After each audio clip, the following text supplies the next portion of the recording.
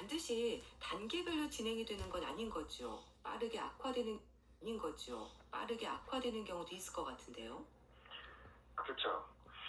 이 1, 2단계에서 발견하면 그러면 다행입니다. 네. 그러면 치유하고 관리해주면은 그래도 비교적 빨리 나을 수 있는데 네. 대부분은 어떤 상태냐 압박이 되어 있는 것을 모르고 방치되거나 체위 변경이 되지 않는 상태로 오래 유지되신 분들이 욕창이 많이 생기거든요. 그렇죠. 그러니까 1, 2단계에서 발견되는 것보다 3단계 이상에서 발견되는 경우가 많이 있을 수 있겠죠. 그렇게 되면 결국은 관리가 잘 안 되는 경우니까 또 급속하게 악화되는 경우가 많죠. 네. 그럼 수술이 상처를 치료하는 게 아니잖아요. 아무래도 조직이 좀 괴사된 상태라서 조직을 재건한다는 게 난이도가 높을 것 같은데요. 어떤 식으로 진행이 되는 건가요? 일단 수술이라는 그런 개념에 대해서 욕창을 수술을 할 수 있는 경우가 그렇게 흔하진 않아요. 그렇군요. 예, 왜 그러냐면 일단 환자 상태들이 대부분 좋지가 않죠. 그렇죠. 중증 질환의 네. 노인들이니까 마취를 견디기도 힘들고 따라서 수술을 하는 경우가 많지는 않고요. 네. 그러면 이제 대부분 치료로 낫게 하는 경우가 대부분이라고 볼 수 있겠지요. 그래서 일단 큰 수술 말고 괴사된 조직이 있으면 괴사된 조직을 제거하는, 네. 제거해서 새살이 돋도록 하는, 그래서 드레싱하기 좋은 환경을 만들어서 상처 치유를 유도하는 네. 그런 비교적 간단한 수술을 하는 거고요. 네. 재건의 목적으로 수술하는 경우는 그렇게 빈도가 높지는 않습니다, 사실. 네. 그럼 괴사된 조직을 제거하고 또 새살이 돋게 하는데도 시간이 좀 걸리겠네요. 일단 개선 제거해서 새살이 돋아오는 단계로 들어가기 시작하면 이제 계속해서 새살이 돋아오는데 아까 말씀드렸듯이 다른 일반 건강한 사람들과는 달리 상처 치유가 빨리빨리 되지 않기 때문에 일단 3단계 이상 진행이 되면 수개월 이상 걸린다고 보는 게 일반적이고요. 그다음에 수술을 한다면 만약에 수술하는 경우는 어떤 경우냐면 이분들이 이제 건강 상태가 좋아지거나 아니면 감각이 있거나 인지 능력이 좀 있으시거나 사회생활을 해야 되는 경우라면 수술을 하는 경우도 있습니다. 근데 수술이라는 것이 아까 말한 괴사 조직을 제거하는 그게 아니고 그러니까 괴사된 조직을 다 제거한 후에 그 부분을 뭘로 덮는 것이 수술이거든요. 그럼 뭘로 덮냐면 그냥 피부 이식 이런 거는 해놓으면 다시 누르려서 다시 그냥 벗겨질 거 아닙니까? 그래서 거기 튀어나온 뼈를 일단 부드럽게 만들어주고 주변에 있는 근육들을 덮어줍니다. 일단 그래야 패딩 역할을 하겠죠. 다시 눌리더라도. 그리고 피부를 덮는 거거든요. 그러니까 수술이 조금 난이도가 있고 회복되는데도 금방 회복은 되지 않겠죠. 수개월 정도는 한두 달 걸린다고 될 겁니다. 네. 그럼 또 괴사된 부분이 아무래도 그 압박이 잘 되는 부위일 텐데요. 수술 이후에도 또 그 부분이 눌리는 경우가 많겠어요. 그렇죠. 그게 이제 욕창의 문제점이죠. 사실은 수술을 하는 거에 있어서 수술을 열심히 했는데 다 나았는데 다시 욕창이 생길 유지를 갖고 있는 분들이라면 그 부위가 다시 늘릴 확률이 높잖아요. 그럼 또 재발을 할 확률이 높죠. 그래서 수술할 때는 좀 상당히 좀 신중하게 수술 여부를 결정하는 것이 옳을 겁니다. 네. 아무래도 노인들의 경우에는 체력도 많이 떨어져 있을 테고 다른 기저질환들이 많기도 하지 않습니까? 그래서 수술을 하기 어려운 상태도 있다고 하셨는데 이럴 때는 어떻게 하나요? 근본적인 치료는 아니지만 소독이라도 열심히 하는 게 방법일까요? 그렇죠. 결국 욕창은 이제 장기간의 치료, 드레싱으로 치료하는 경우가 거의 대부분이라고 보면 되겠습니다. 수술하는 경우보다. 그래서 욕창 치료에서 가장 중요한 것은요. 그 상처 안에 있는 욕창 상처 안에 있는 괴사 조직, 균, 분비물 이런 걸 깨끗하게 계속 제거하는 거거든요. 우리가 마치 그 수돗물에 야채를 이렇게 씻어내듯이 이렇게 계속 식용수로 세척을 해내는 것이 중요한 거예요. 고이지 않게. 그리고 또한 욕창이 있으면 또 잘 안 씻으려고 하세요. 그러시군요. 그 상처 때문에. 근데 그 욕창 주변에 피부 청결을 떼기 굉장히 중요하거든요. 그래서 그 세정제를 사용해서 오히려 목욕이나 샤워를 하는 것이 그 상처도 마찬가지로 하는 것이 오히려 지저분한 것도 낫고 그 샤워를 하고 나서 그리고 욕창을 드레싱을 해주는 거거든요. 그래서 그 욕창 부위는 식염수를 이용해서 충분히 세척하고 그리고 이제 상태, 환자 상태, 상처 상태에 따라서 맞는 드레싱 재료를 선택해서 치료를 하는 거죠. 뭐 그런 거를 뭐 주변의 도움, 병원의 도움, 뭐 이렇게 클리닉에 가서 그 방법들을 이제 같이 의논하고 그렇게 해서 치료 경과를 보는 게 중요하겠죠. 이런 드레싱을 이용한 치료 그리고 세척 이런 걸 하루에 한 번 이상 가능하면 자주 이렇게 해주는 것이 치료에 굉장히 중요한 방법입니다. 네. 또 누워있는 환자들은 통증이나 자신의 상태를 잘 표현하지 못하잖아요. 그래서 이제 말씀하셨듯이 규칙적으로 보호자가 잘 살펴야 될 것 같은데요. 욕창을 예방할 수 있는 방법 좀 자세히 짚어주세요. 일단은 피부 변화를 좀 꼼꼼히 확인하는 게 중요하다고 하셨는데요. 그렇죠. 일단 아까 말씀드렸듯이 골든타임은 욕창이 발생하기 전에 예방을 하는 거고요. 이 원인 제거가 예방과 치료의 핵심 포인트입니다. 가장 중요한 거는 첫 번째 압박을 없애는 거겠죠. 2시간마다 체위 변경이 필요하고 압박을 쉽게 받는 그 뼈가 튀어나온 부위에는 주변부에 그 뼈 튀어나온 부가 아니라 그 주변부에 쿠션이나 베개를 이어서 압박을 없애주는 것. 두 번째는 피부를 굉장히 청결히 하는 게 중요합니다. 그리고 너무 습하면 욕창이 더 잘 생깁니다. 습하지 않게 잘 말려주시는 게 중요하고요. 세 번째는 체위 변경이나 침대를 정리할 때 피부가 찔려서 생기는 만살력, 전단력 이런 거를 줄여주셔야겠죠. 또 네 번째는 피부를 아까 말씀드렸듯이 수시로 체크해서 빨개지는 등의 이상 변화를 빨리 감지하는 것. 이것도 굉장히 중요하다고 볼 수 있습니다. 영양 관리도 중요할까요? 예. 대부분의 욕창 환자가 영양 상태가 좋지 않겠죠. 상처가 잘 낫기 위해서는 예방, 치료 이런 거 못지않게 영양 공급이 굉장히 중요하죠. 가능하다면 환자 상태에 따라 다를 수 있겠지만 고단백, 칼로리 식사나 식사 대용 식품을 드리든가 아니면 미네랄 그리고 비타민 C 이런 것이 상처 치유에 굉장히 중요한 성분들이거든요. 그것이 아주 중요하다고 볼 수 있습니다. 네, 알겠습니다. 자, 오늘은 오래 누워있어야 하는 분들에게 생길 수 있는 증상, 욕창에 대해서 자세히 알아봤는데요. 경희대병원 성형외과 박준 교수와 함께했습니다. 말씀 감사합니다. 네, 감사합니다. KBS 라디오 건강 365 함께하고 계신데요. 김한선의 기분 좋은 날 듣고 다시 오겠습니다.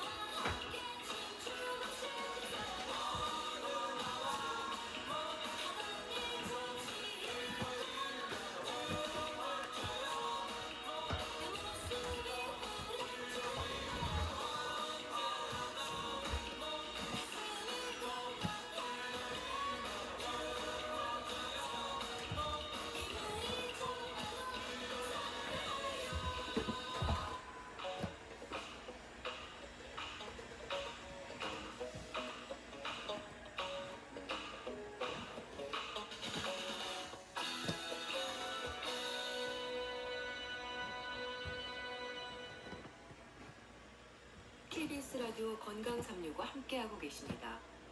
두드러기를 경험한 분들은 가려운 증상이 얼마나 참기 힘든지 아실 겁니다.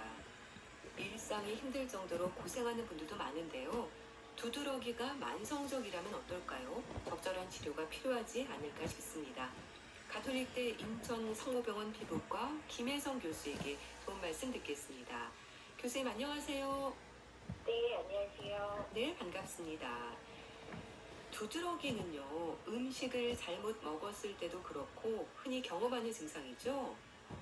네, 두드러기는 굉장히 흔하죠. 네. 그래서 저희가 저도 사실 경험한 적이 있고 네. 저희가 주변 분들 이렇게 물어보면 거의 뭐 5사람 중에서 1사람 정도는 아니면 그 이상도 두드러기를 앓은 적이 있다고 얘기를 할 거고 실제로 국내 유병률을 봐도 네.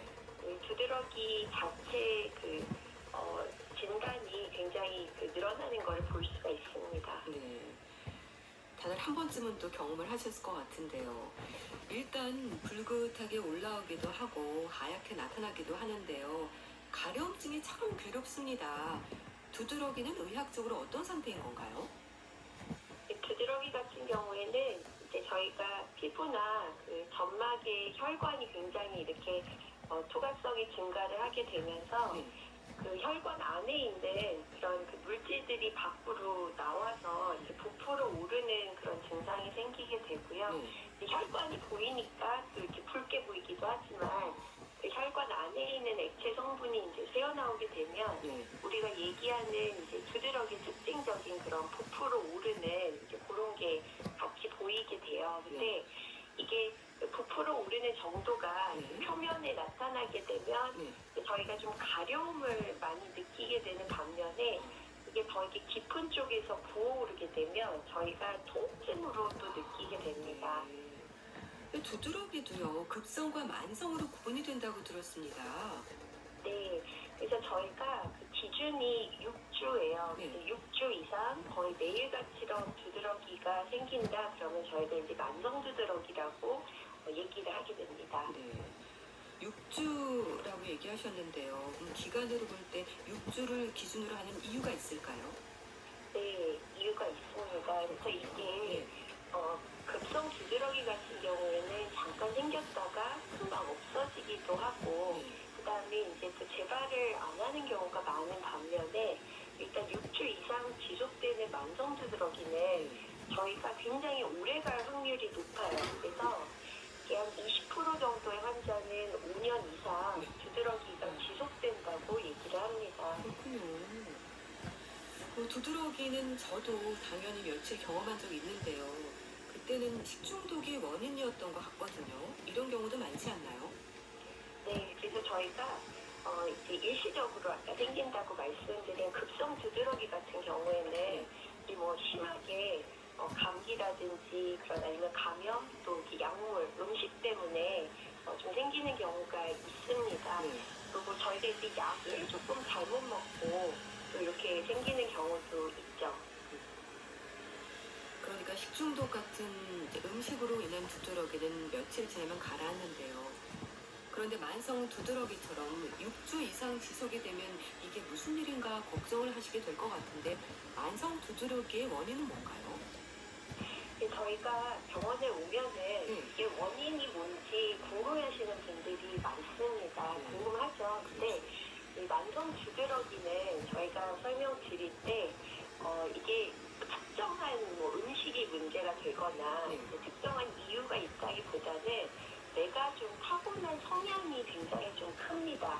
그래서 그 다음에 이제 물어보시는 게 타고난 성향이면 이게 태어날 때부터 있어야 되지 않냐고 물어보는데 근데 이제 실제로는 이게 이 태어난 그런 그 성향이 있다 하더라도 이게 나이가 들면서 또 여러 가지 그런 스트레스라든지 환경적인 요인에 노출이 되면서 저희가 발현이 되는 거고 우리 고혈압, 당뇨 같은 경우도 이게 사실 이 타고난 성향이 제일 중요한데 두드러기도 마찬가지입니다. 그래서 내가 타고난 성향 자체가 두드러기가 잘 생기는 성향이 있다고 일단 이해하는 게 제일 조금 편합니다. 근데 중요한 거는 이제 저희가 보통의 경우에는 이제 알러지 그런 질환들, 그러니까 천식이나 비염이나 특히 피부염이 어릴 때 같이 동반된 경우들이 좀 잘 생기기도 하고 또 갑상선 질환이라든지 자가면역 질환, 또 암 같은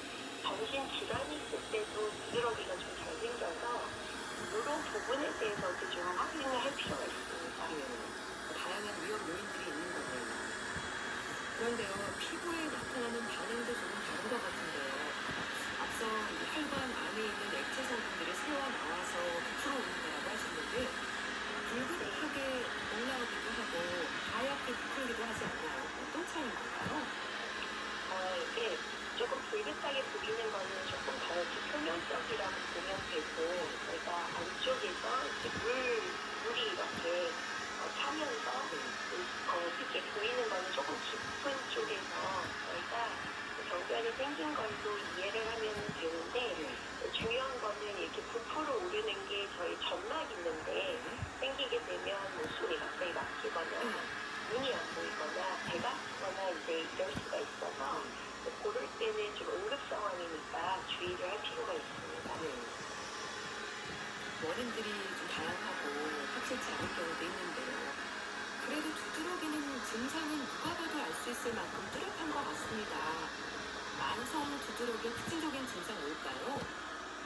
만성 두드러기는 아까 이제 정의상 말씀드린 것처럼 6주 이상 거의 매일같이럼 이제 올라오는 그런 두드러기를 저희가 만성 두드러기라고 얘기를 하게 되고, 급성 두드러기하고 피부 병변은 크게 차이가 없습니다. 저희가 붉게도 보이고 부풀어 오르는 팽진 같은 게 특징입니다. 가려운 증상에 대해서는 어떻게 표현하세요? 참기가 참 어렵잖아요. 제가 사실은 가려움이 이제 전문 분야이기는 한데, 이 가려움이라는 게 원래 정의가 이렇게 피부를 미친 듯이 긁고 싶은 그런 이렇게 그런 거를 유발하는 저희가 감각이라고 얘기를 합니다. 우리 긁고 싶은 거라든지 뜯고 싶은 거를 참 참기가 어렵고 가려움인데, 저 같은 경우는 어떤 면에서는 가려움이 통증보다도 이렇게 좀 거슬리고 굉장히 이제 일상생활에 지장을 주는 그런 감각으로 생각을 하고요. 특히 이게 내가 이렇게 활동하는 낮 시간대에는 조금 그런 대로 잊고 있다가 자려고 밤에 이렇게 딱 누우면은 굉장히 가려움이 밀려오는 경우가 많습니다. 그래서 이제 잠을 잘 못 자고 또 설치는 분들도 많습니다. 그럼 이런 가려움증은 아니라 다른 여러 증상들도 어떤 게 생길 수 있을까요? 이제 가려운 것도 있지만 저희가 이제 그 만성 부드러기 중에서 우리 운동에서 땀이 나거나 이제 따뜻한 물로 샤워해서 침구 체온이 올라가면 굉장히 이렇게 작은 또 팽진이 올라오는 풀린성 부드러기가 있는데요. 이런 경우는 가렵다기보다는 굉장히 좀 따끔따끔하다는 그런 그 느낌을 할 수가 없는 또 두드러기의 전형적인 증상은 아니지만 눈 주변이나 입술이 벌에 쏘인 것처럼 퉁퉁 붓기도 하지 않나요? 벌레에 물린 줄 알았는데 두드러기 때문이라고 하더라고요. 제가 이제 아까 말씀드린 것 중에 혈관에서 좀 이렇게 물 성분이 빠져 나오면서 피부가 붓는데, 특히 점막 부위들, 저희가 입술이라든지 아니면은 눈 쪽이라든지 장 쪽이 붓게 되면 이렇게 좀 아프거나 아니면 갑자기 이제 숨을 좀 못 쉬거나 그런 증상이 있고, 이걸 저희가 특히 이제 혈관 부종이라고 얘기를 하는데, 만성 두드러기 때 자주 동반이 됩니다. 두드러기에 대한 진단을 위해서 진행되는 검사도 궁금합니다. 아무래도 원인이 확실치 않아서 좀 여러 검사를 할 것 같은데 어떤 검사들을 진행하나요? 급성 두드러기로 일시적으로 생긴 경우에는 저희가 특별한 검사 없이 치료하는 경우도 있는데요. 6주 이상 지속되는 만성 두드러기 경우에는 저희가 혈액 검사를 하게 됩니다. 그래서 이 몸에 염증 수치가 증가되지 않을지, 아니면은 빈혈이라든지 또 저희 갑상선 질환 여부, 또 이렇게 간염의 여부, 그런 부분들도 확인을 하고, 또 우리 물리적인 자극이나 온도, 햇빛, 차가운 거에 대해서도 두드러기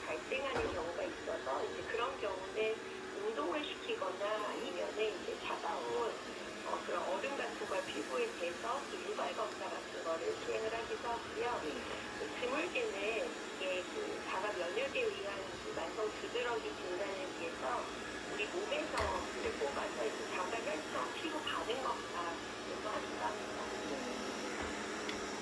자가 면역 질환이 원인일 수 있다는 건 어떤 의미입니까?